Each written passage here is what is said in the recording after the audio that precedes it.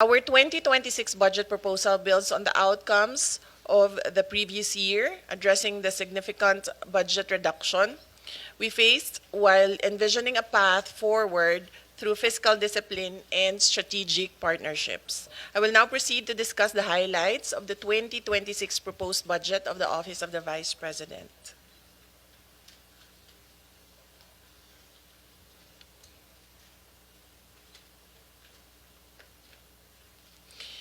Good morning, everyone. Presenting the highlights and salient features of the OVP budget under fiscal year 2026 National Expenditure Program, or the NEP. The Department of Budget and Management has recommended a budget of 902,895,000 for fiscal year 2026 vis-a-vis the 942,038,000 of the proposal of the Office of the Vice President. The amount recommended is 21.33 higher than the fiscal year 2025 budget as appropriated. The proposed budget will cover personal services or PS, maintenance and operating expenses or MOOE, and capital outlay. For the PS, the recommended budget for fiscal year 2026 is 212,538,000, which is 23.54% of the total budget. The amount is higher by 12.14% than the fiscal year 2025 PS level. Personal services cover salaries, benefits, and allowances of 162 filled positions. It also includes the special duty allowance for military and uniformed personnel and salary for non-permanent positions. The total proposed PS budget, including retirement and life insurance premiums, or RLIP, is 212,538,000. For the MOOE, the recommended budget is 673,753,000, which is 74.62% of the total budget. The amount is based on the DBM Tier 1 MOOE level of 654,527,000, plus additional Tier 2 requests of 19,226,000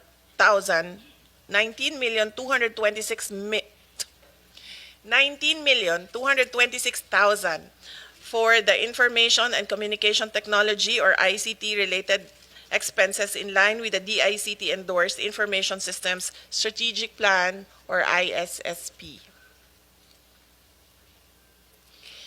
The MOOE includes the allocations of the following: supplies and materials, as well as financial assistance subsidies, which are intended for goods and grants that will be directly received by the OVP target beneficiaries or clients.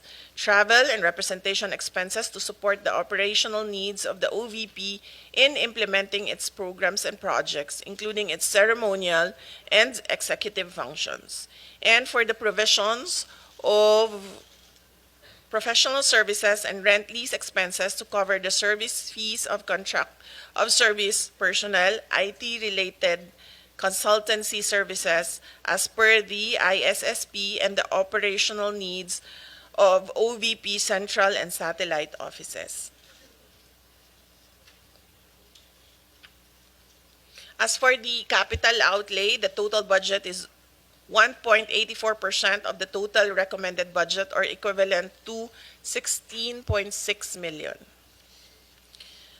The recommended capital outlay covers the procurement of various information and communication technology outlays consistent with the ISSP. By appropriation source, the amount under agency-specific budget is 889,236,000 and 13,695,000 under automatic appropriations for the RLIP. Of the total amount of 902,895,000 under the fiscal year 2026 National Expenditure Program, 275,183,000 or 30.5% is allotted for various goods and grants under socio-economic programs of the OVP, which will directly benefit Filipinos. This excludes the logistics and other costs which are necessary to implement the programs.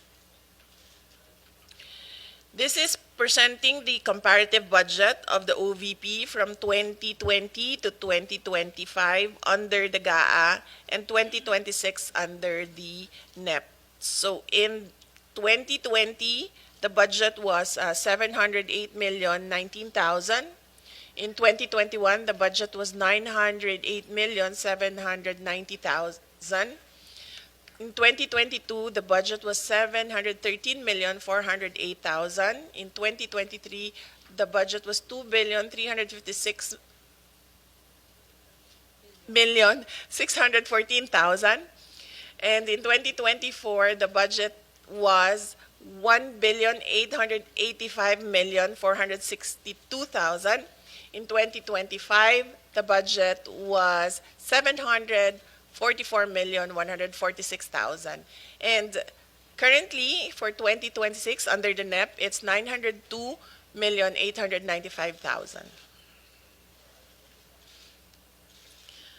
So this is the chart, the graph of the comparative budget. Prior to fiscal year 2023, the OVP's budget ranged from 700 to 900 million, and it was only in fiscal year 2023 and 2024 that the budget exceeded 1 billion pesos, primarily due to increased allocations for financial assistance and subsidy to support the provision of medical and burial assistance.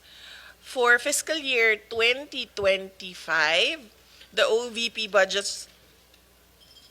budget returned to its pre-2023 levels with 744,015,000 allocated for 2025.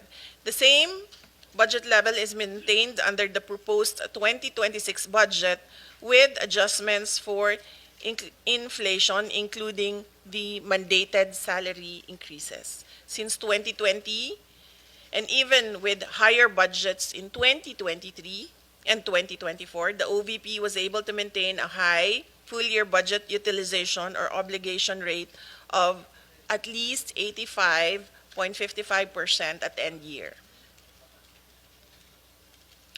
Presented is the comparison between the 2025 and 2026 budgets under GAA and under NEP.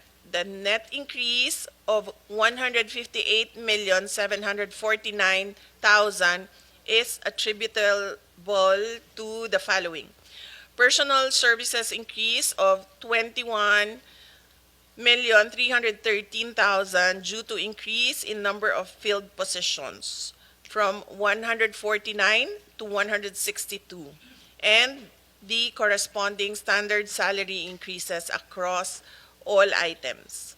MOOE items with a total increase of 174,521,000 is for supplies and materials expenses. This is the increase in the provision for disaster relief and the rice programs, the financial assistance and subsidies for the Magnegosyo Taday program, the professional services, provision for existing contract of service personnel, the rent and lease expenses, and there is a reduction of 28,085,000 for representation expenses to partially support the requirement for PS. For capital outlay, there is a decrease in the amount of 39,796,000 in fiscal year 2026. In fiscal year 2026, included a lower portion for ICT equipment. In addition, fiscal year 2025 included budget for purchase of 4 motor vehicles and other machinery and equipment. There's also an increase in 2.7 million in retirement and life insurance premiums which is mandatory under the GSIS contributions. So these are the accomplishments of the Office of the Vice President. As the second highest office in the land, the OVP aims to promote the welfare of every Filipino in line with its vision to create lasting impact on the lives of every Filipino people through its socio-economic programs and services. Since 2022, the OVP has implemented the following programs: the Pagbabago, a Million Learners and Trees campaign, the Disaster Response Operations, Relief for Indigents and Individuals in Crisis and Emergencies, or RICE, You Can Be VP, Libreng Sakay, Kalusugan Food Trucks and Pansarap, Magnegosyo Taday, and the Medical and Burial Assistance. The OVP programs are implemented in the central office and through 10 satellite offices and 1 extension office, which continue to operate in key areas in Luzon, Visayas, and Mindanao to provide Filipinos with immediate access to the services provided by the Office of the Vice President. In Luzon, we have the Cagayan Valley Satellite Office located in Kawayan City, Isabela. In Pangasinan Satellite Office, we have the office located in Dagupan City, and for the Bicol Satellite Office, we have the office in Legazpi City. In Visayas, for the Cebu, Bohol, and Siquijor Satellite Office, it is located in Cebu City. And for Eastern Visayas Satellite Office, it is located in Tacloban City. And for the Panay and Negros Islands Satellite Office, it is located in Bacolod City. And in Mindanao, for the Caraga Satellite Office, it is located in Butuan City. In Southern Mindanao, it is located in Davao City. And for BARM, it is in Cotabato City. And for Western Mindanao, it is in Zamboanga City.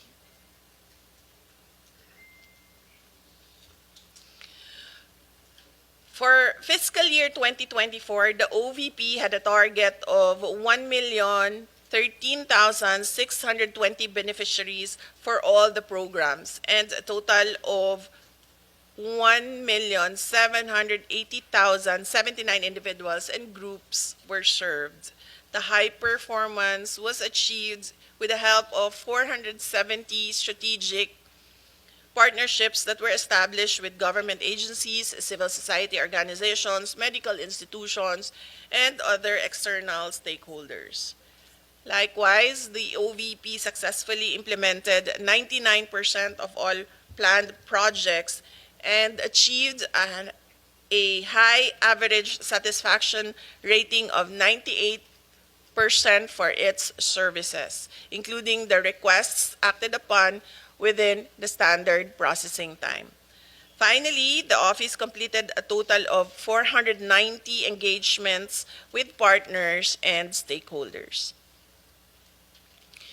As to the financial targets in 2024, the OVP obligation rate was above the 85% mark. The OVP had 85.55% budget utilization rate with